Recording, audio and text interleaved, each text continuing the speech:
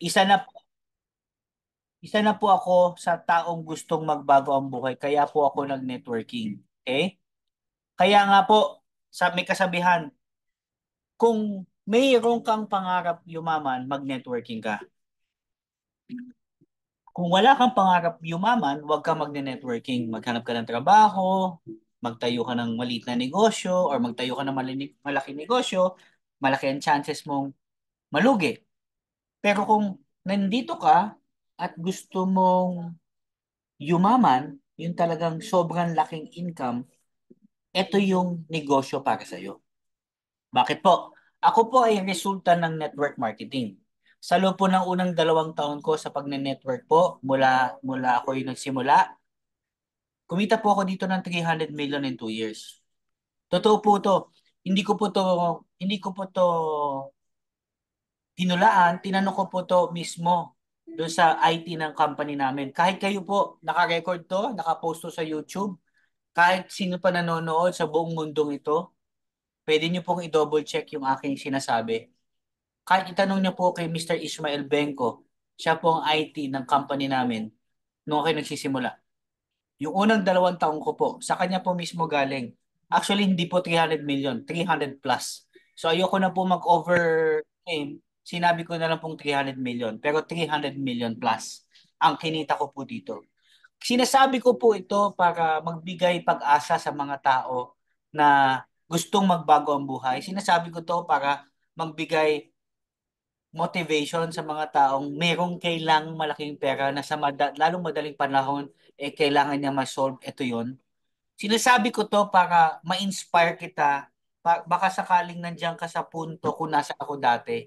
Wala akong pera, estudyante ako, umaasa ako sa magulang ko, um, kung negosyante ka, meron kang kailangan mga obligasyon na dapat bayaran kagad. Kung may pamilya ka na meron kang binubuhay, yung kinikita mo ngayon hindi pa sapat. Kaya ko to sinasabi sa iyo, baka makatulong sa iyo to, makasolve ng problema mo.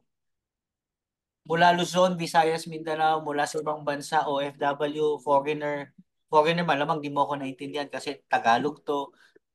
Pero sa mga Pilipino buong mundo, kung nandyan ka, hirap ka na sa buhay mo at naghahanap ka ng pagbabago, naghahanap ka ng malaking kita para ma-solve mo yung pangangailangan mo, problema mo, pangangailangan ng pamilya mo, sa lalong madaling panahon, networking ang para sa'yo. Kaya nga po guys, no, yung unang kinita ko dito sa networking, kalahating milyon po isang linggo. So ito pwede nyo i-screenshot, pwede nyo i-video, pwede nyo pakita sa BIR, pwede nyo pakita sa government, pwede nyo po ito pakita kahit sinong gobyerno kasi po fully paid po ako sa tax. Nagbayad po ako ng tamang buwis, wala po akong tinaya, lahat po dineclare ko, lahat po binayaran ko.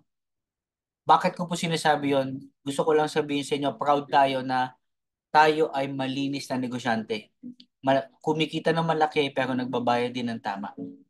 Okay? So gusto ko, paglaki mo, ganun din. Pag yumaman ka, gusto ko magbabayad ka ng tamang buwis. Okay? Alright. After 1 week, additional 500,000. After 1 week, additional 500,000. After 1 week, additional 500,000. Dito po ako kumita ng 2 milyon po sa loob ng isang linggo. Ay, isang buwan.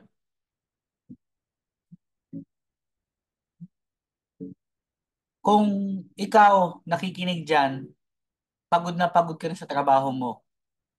O kung wala ka man trabaho, pagod ka na sa negosyo mo. Kung wala ka naman negosyo, nag-aaral ka, malapit ka na magtapos, hindi mo alam kung anong trabahong papasukin mo.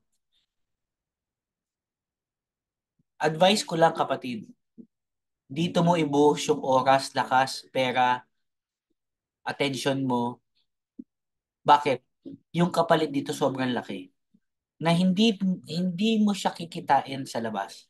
Hindi mo siya kikitain sa kahit anong negosyo. Hindi, hindi mo kikitain to. Maniwala ka. Maniwala ka, hindi mo kaya kitain ng 2 milyon kada buwan na ang puhunan mo laway lang, na legal. Ito yung negosyo Naniniwala ako para doon. sa'yo. Hindi mo kailangan maglabas ng malaking pera. Pwede kang kumita ng 2 milyon, sasabihin mo sa akin, partner, kaya kong kumita niyan. Sa linggo pa nga, oo, kaya mo. Dalawa lang yan. Either 2 milyon na kinikita mo, kaso kailangan mo maglabas ng 20 million, 30 million, 40, 50. Dito hindi eh. Makapag-pay in ka lang, ma-encode ka, 3 accounts, 7 accounts, 15, mas maganda 31 accounts. Pwede kang kumita 2 milyon isang buwan. Kaya nga guys, no, ang networking ginawa to for brave people katulad nyo, katulad ni Ann, katulad ni Naomi, ni Kurt, Ryrens, Hailey, Harley, Arlene. Matatapang tayo eh. Bakit? Wala tong sweldo. Kumbaga hindi mo alam kung magkano kikitain mo. Wala kang boss. By the way, hindi ako boss nyo ah. Ako ay partner nyo, nakasama nyo sa negosyo, na ginaguide ko lang kayo. Pang araw-araw, anong dapat na gawin kapag nagsisimula. Matapang tayong lahat. Imagine niyo, ginagawa natin itong negosyo to walang sweldo. Hindi mo alam kung kikita ka o hindi, pero ginagawa mo. Ang tawag sa atin, we are the brave people.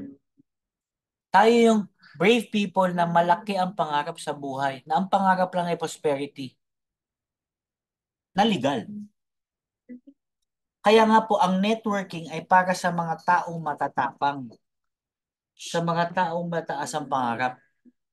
Kaya kung nandyan ka sa YouTube na to, nanonood ka, sa centering na to, nanonood ka, kapatid, ang advice ko lang sa'yo, mahirap maging mahirap. Masarap yumaman. Kasi pag madami kang pera, mas madami kang option. Madami kang matutulungan, mas maganda ang buhay mo. Pero pag wala kang pera, mahirap ka. Mag-networking ka. Mag-networking. Huwag kang mag-alala, nandito naman ako para gabayan ka. Paano ba mag-networking? Nandito ako. Kaya nga tong series natin na to, this is the Law of Networking Part 1. Part 100 parts to. Journey to na matututunan natin sabay-sabay. Ano ba ang networking? Lalalim ang kaalaman mo sa negosyong ito na, wow, ang networking pala ay tunay na negosyo.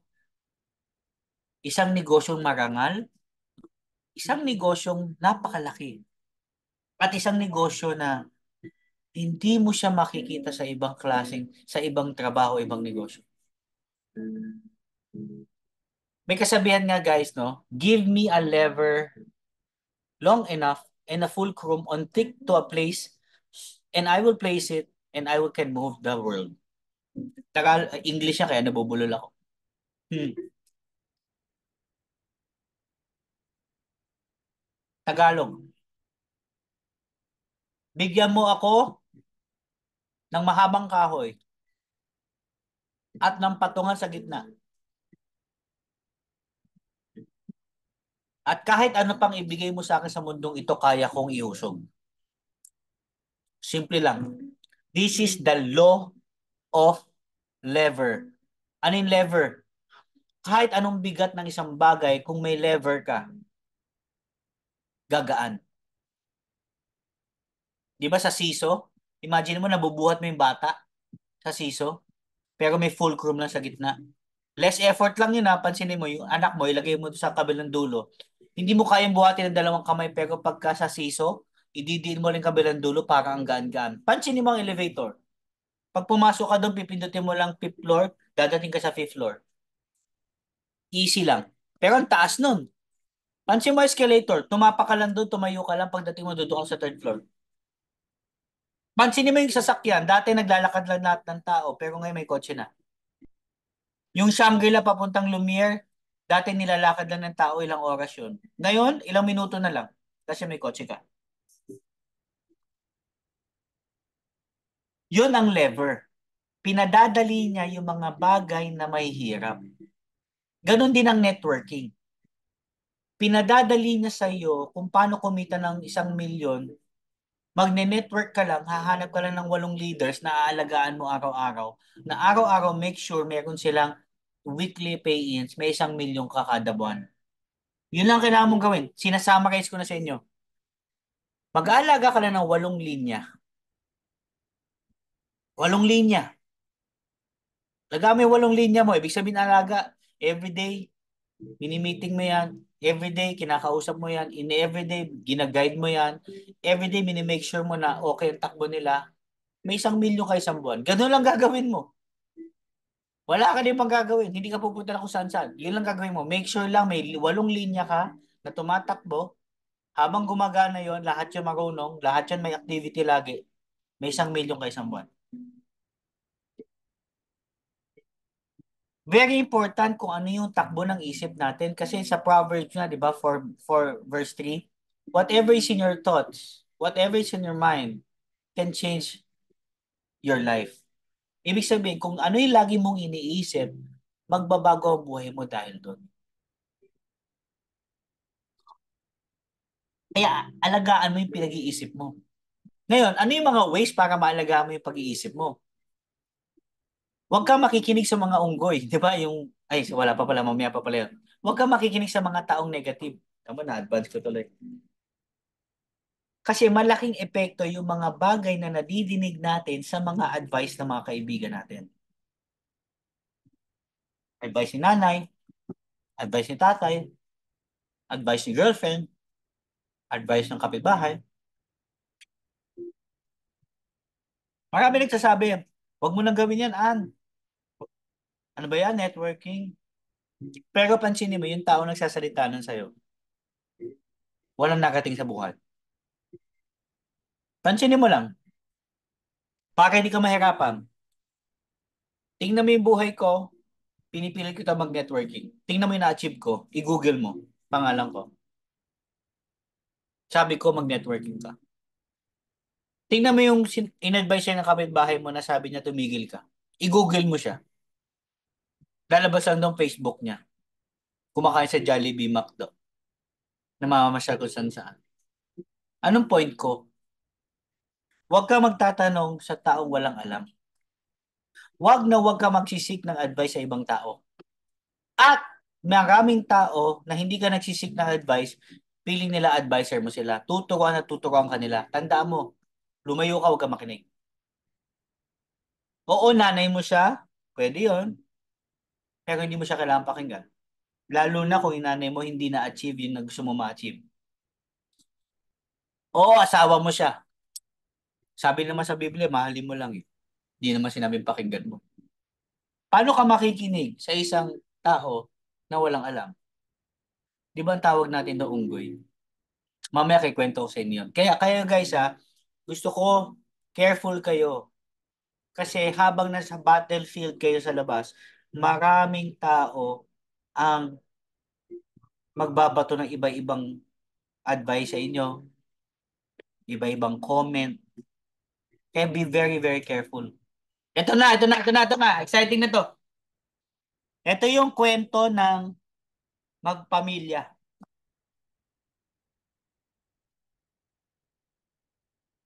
May isang pamilya. Pupunta sila ng Baguio. Sumakay sila ng van nila. Pagsakay nila ng van nila, sila ay tuwan-tuwa. Dumating ng Baguio.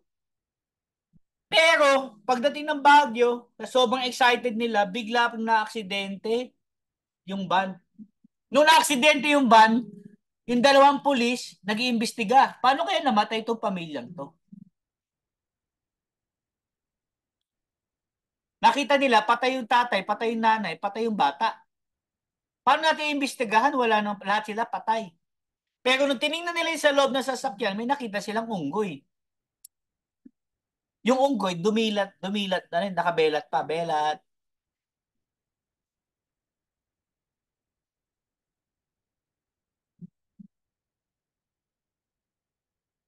Tinanong nung polis,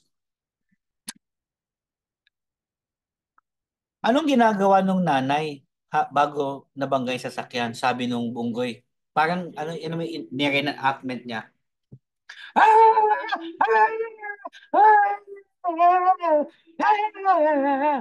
Yung pala, inaaway niya yung lalaki. Baka nung habang inaaway niya yung lalaki, kaya na aksidente. Tinanong ngayon ng polis, anong ginagawa nung tatay? Nag-reenactment yung bunggoy.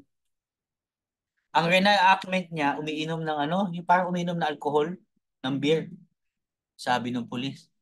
Alam na natin kung bakit nabangga kasi Baka nakainom. Sabi nung unggoy. Tinanong na pulis. Eh yung bata, anong ginagawa bago nabanggo? Sabi nung sabi nung unggoy, hinawakan yung iPad, tapos humiga lang.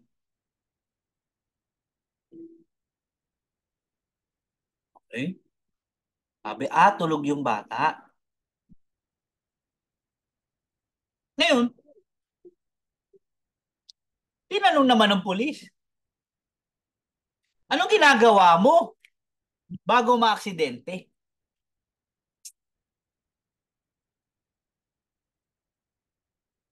Alam mo, sabi nung unggoy,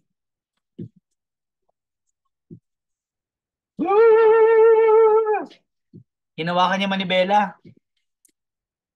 Nung hinawakan niya manibela, biglang nagulat. Nagulat silang lahat. Kaya naman pala nabunggo kasi yung unggoy yung nagdadrive.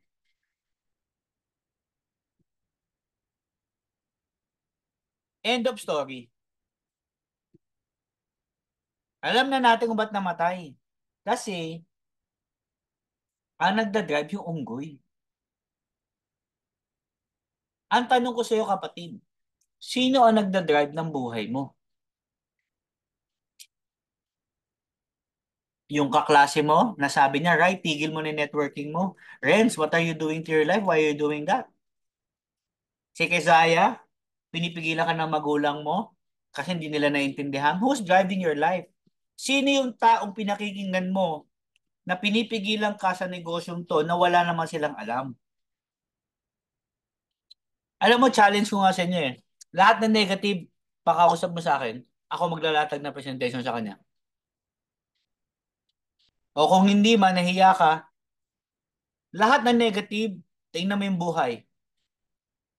Walang kotse, kung meron man, hindi mo papangarap yon. Yung bahay, walang pera, bon sa utang.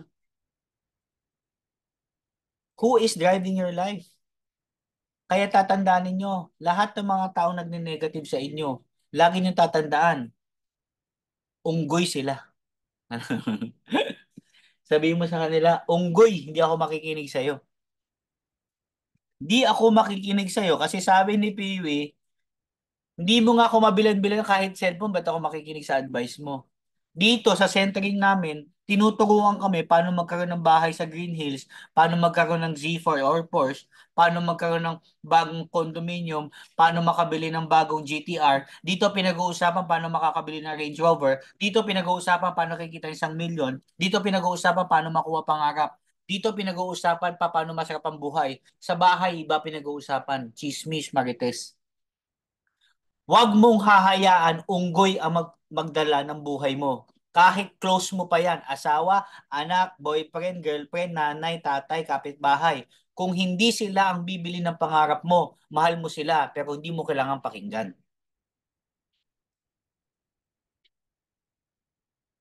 Who is driving your life today?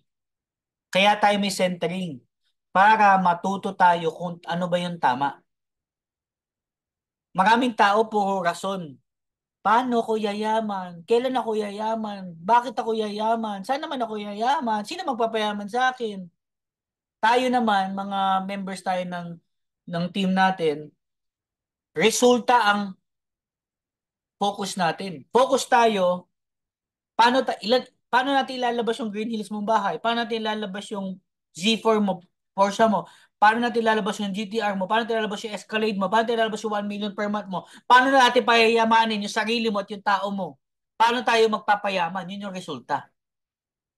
Kailangan itigil na natin yung reason. Kailan, sino, paano, bakit, wala. We are a group of resulta, resulta, resulta, resulta. Kaya nga 'di ba every Monday ganito ako. Oh, may pain ka ba? Oh, apat mo encoded na ba?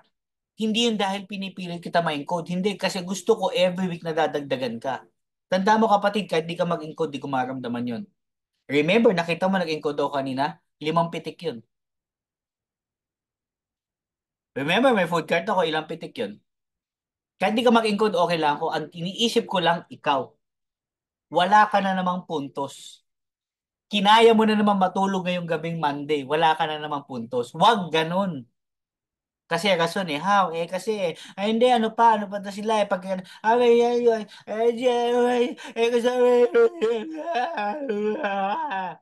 puro rason eh. Ako puro resulta. Nasa opisina, nag-i-encode, bumibili ng kit. Wala kang pena, ako mahal, may pena ko. Wala kang encode, wala kang encode, may encode ako. Walo. Anong point ko? Tanggalin mo yung rason sa katawan. May rules tayo sa networking. Every Monday may ini-encode ka. Every before Monday meron ka nadadagdag sa tao mo. Every before Monday dumadami ka. Resulta o rason? Ikaw nang bahala. Kwentuhan muna tayo. May dalawang itlog sa ilog. Tinanong siya ng Diyos, itlog number one, anong gusto mo maging pag ikaw ay nahinog na? Sabi ng itlog number one, gusto ko maging oyster. Oh, oyster. Bakit oyster? Yung ibababad mo lang sa tubig, kung saan aalunin, okay lang. Yung isang itlog. Anong gusto mo maging? Gusto mo maging agila? Bakit? Gusto ko mapuntahan lahat ng magagandang tanawin. Gusto ko lumipad at sabihin king of the world. Gusto ko ma-enjoy yung buhay ko. Gusto makapasyal. Gusto ko nakikita mo ako sa taas. Na-enjoy buhay. Kapatid, alin ka dyan? Agila ng willing ikutin ang buhay? O para ka na lang oyster? Sige lang. May pengin, okay. Wala eh. Kasi, mainit ngayon, baka wala lumabas. Oh, ba't wala kang na-encode ngayon? Kasi, ano wala. Oyster, iniihip ka na lang ng tubig. Iniihip ka na lang ng panahon. Kapatid, every week dapat may na-encode ka. Monday ngayon. Tanong mo kay Krisha sa kabilang linya. Hanggang ngayon, nagkakagulo pa kami sa encoding. Tanda mo hindi ka pa nag-encode Nagkakagulo na kami. Tandaan mo, lahat ng tinuturo ko sa'yo, ginagawa ko. Kaya kahit di ka mag-encode ng 5 taon, okay lang ako. Ang point ko lang, sayang yung negosyo ko. Sayang dapat kumikita ka. Sayang dapat nakakasabay ka. Sayang yung mayaman ka na yung sana kasama ko. Sayang sana lumalaki na grupo mo. Sayang sana yung mga pangarap mo na bibili na natin. Sayang, pare sayang. Kung hindi mo siseryosohin, sayang. Tanda mo, ang buhay na walang pera, ang buhay na walang freedom is not life at all. Ang pinakamalaking posas sa mundong ito, pera. Pag ikaw nawala ng pera, para ka nakakulong. Bakit? Pag wala kang pera, hindi ka makalabas ng kondo. Tama, mali. Dahil alam mo, paglabas mo, magugutom ka, sasakay ka ng Grab, bibili ka ng milk tea, wala kang pera. O ano gagawin mo? Magkukulong ka na lang sa kwarto mo. Bakit? Wala kang pera eh. Life without freedom is not life at all. Subukan mo, meron ka 1 milyon sa bag mo. Pupusta ako sa'yo, wala ka dito sa kwarto mo. Baka nga wala ka na rin sa bansang ito eh. Baka nagsha-shopping ka, nag-e-enjoy ka. Kaya walang plastikan, kapatid. Ang taong may pera, may freedom. Ang walang pera, nakakulong. Kaya wag kang papayag na wala kang pera. 5 taon, nakalipas, 5 years ago, ang problema mo, pera. Hanggang ngayon, problema mo, pera. After 5 years, pera pa din yan. Alam mo bakit? Hindi masama yung pera. Wala ka lang ginagawa para magbago ang buhay mo. Paulit-ulit lang eh. Dati ka pa sa negosyong yan, ayaw mong baguhin, yung resulta pa nandiyan ka, dyan pa din ang resulta. Pupuhunan ka na naman, matatalo ka na naman, mag-iintay ka na naman, maputok-putok na naman. Yun at yun, maniwala ka sa akin, yun at yun, nangyayari na nga sa'yo eh. Pero, lagi mong ginagawa. Di ba may kasabihan, walang pagbabago pag wala kang binago sa ginagawa mo. Kaya kaganyan ngayon, resulta yan ng ginagawa mo last 5 years. Kung hindi mo babaguhin yan, after 5 years, 2029, ganyan pa ulit ang buhay mo. Kung saan ka nakatira, dyan ka pa din. Kotse mo, yan pa din. Pera mo, ganyan pa din. Baon ka pa din. Bakit? Wala kang binago. Kailangan may babaguhin tayo. Ngayong taon na to, babaguhin natin yung mga ginagawa mo. Number one, dapat araw-araw maniwala ka na sa negosyong to yayaman ka. Dapat araw-araw may kausap ka. Dapat linggo-linggo may in-encode ka. Dapat gabi-gabi nasa centering ka. Yun lang ang gagawin mo, magbabago buhay mo. Willing ka ngang gawin kung ano-ano, project, homework, seatwork, mamamasahe ka pa, pupunta kang sa school mo, babalik ka ulit, puyat, papasa ka ng ito, nagbayad ka pa. Para saan? Ito, apat lang ang gagawin mo. Hirap na hirap ka. Maniwala ka, maglalatag ka, mag-encode ka, magsisentering ka. Ganun na kasimple. Tandaan niya, it is your decision today that will shape your tomorrow.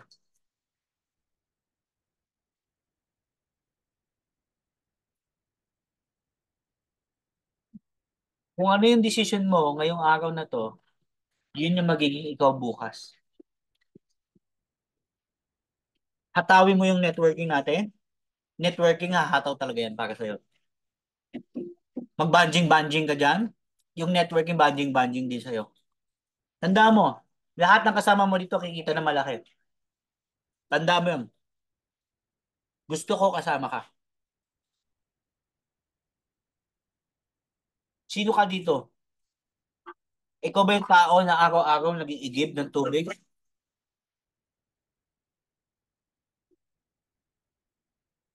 Ikaw ba yung tao araw-araw nagtatrabaho para mabuhay? O ikaw yung taong gumagawa ng tubo para yung pera mo tuloy-tuloy na dumadating sa'yo pagdating ng panahon? Yung ginagawa nila Henry C. Tubo yun eh.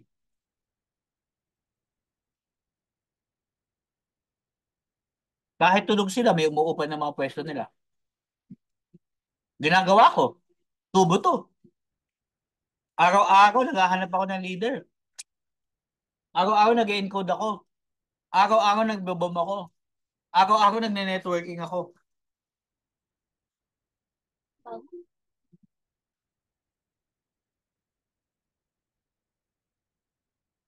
Kasi binubuo ko yung tubo ko eh. Ikaw bro, saan naubos oras mo? Sa Netflix? Sa Facebook? Sa TikTok? Sa Pakyut? Basketball? Hindi ka naman papakainin ng basketball? Games? Kaya may yumaman sa games? Barkada? Wala naman yumaman sa barkada, nasira pa buhay? Inom? Gimmick? Chismisan? Sayang yung oras mo, kapatid. Gamitin mo to, buuin yung network mo. Palakihin natin. Are you building a pipeline every day of wealth by networking? Or araw-araw, mas pipili mo magtrabaho na lang? Trabaho ko na sa Meralco, trabaho sa PLDT, trabaho sa San Miguel. Wala namang yumaman dyan bro. Anak ko lang nila dyan, separation fee.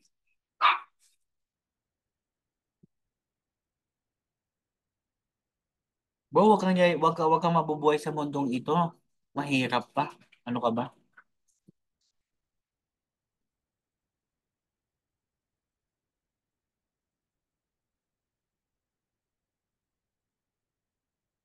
Bago tayo matapos.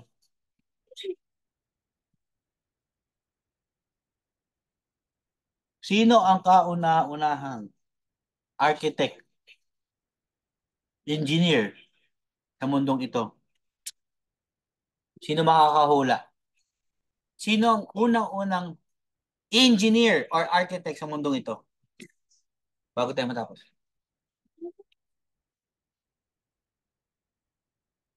Sino makahula?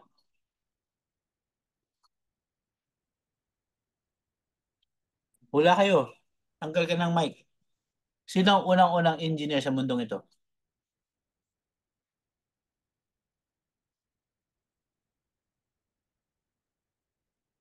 Sino daw?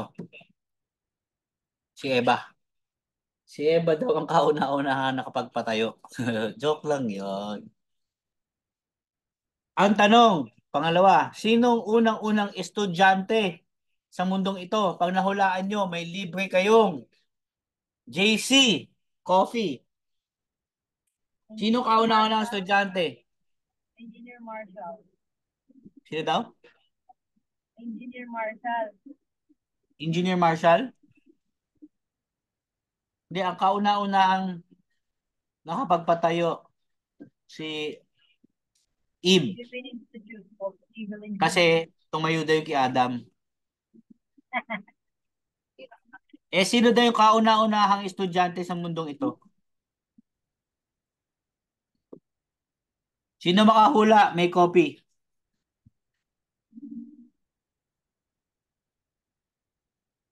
Si Adam. Kasi siya daw ang kauna-unahang nakapasok. Joke lang. Sino ang kauna-una ng teacher? Sino kauna-unahang teacher? Si Jesus Christ. Eh, No. yung ahas. Bakit? Kaya nagturo. Yeah! Yeah! Para Yeah! kainin yung mansanan. Yeah! Siya nagtuturo. Tama, tama, tama. Galing. Buo na yung joke natin. Buo na. Sino kauna-unang engineer? Si Abe. Bakit? Siya ang kauna-unang nakapagpatayo ng kay Adam. Sinong kauna-unang estudyante? Si Adam. Bakit? Siya ang una-unang pumasok. Sinong unang-unang teacher? Eh di Ahas. Bakit? Siya ang unang-unang nagturo. Kainin naman sana. Ngayong gabi guys, bago tayo matulog, gusto ko lang sabihin sa inyo, let's build a pipeline together. Kasama niyo ako dito. Pagtutulungan natin. Ang hiling ko lang sa inyo tatlo. Araw-araw, dapat may nilalatagan ka. Kahit nasan lupalop ka pang mundo, Dubai, Cebu, Tarlac, Bulacan, Pampanga, Shaw Boulevard, Taguig, BGC. Kahit nasan ka pa, maglatag ka araw-araw. Bukas may latag na naman ako. Pakita ko sa inyo yung picture. Dumidiyar ako. Kada araw dumidiyar. Papakita ko sa inyo para maniwala kayo lahat ng tinuturo ko sa inyo, kahit hindi nyo gawin, okay lang. Kasi ginagawa ko yun. Maniwala kayo. Subukan nyo tumigil na 10 taon. Gagawin ko lang yung tinuturo ko. Tingnan nyo, kikita pa din. Bakit? Yun yung tinuturo ko sa inyo. Pag ginawa nyo yun, yung check-in ninyo tuloy-tuloy kahit tumigil lahat ng downline nyo. Maniwala kayo sa akin. Maniwala kayo. Kahit tumigil lahat ng downline mo, kung yung tatlong yung ginagawa mo araw-araw, linggo-linggo, kahit mamatay lahat ng downline mo, buhay ka pa din. Bakit? Kung araw-araw ka naglalatag, weekly may ine-encode ka, buwan-buwan, ay, araw-araw nagsisentering ka, lumalago yung negosyo mo. Maniwala ka sa akin. Again, maraming salamat. At, batian na. Let's build a pipeline of wealth together at tayo magtulungan. Huwag mo kakalimutan, araw-araw mag-bond. Weekly dapat may na-encode ka, especially before Monday. At every night, nasa centering ka. Ngayon po ay 9:54 na. Batian na tayo. Good morning and thank you so much everybody for joining our centering again. Thank you, partner. Good morning! Good morning. Good morning daw. Gabi pa sabi niya.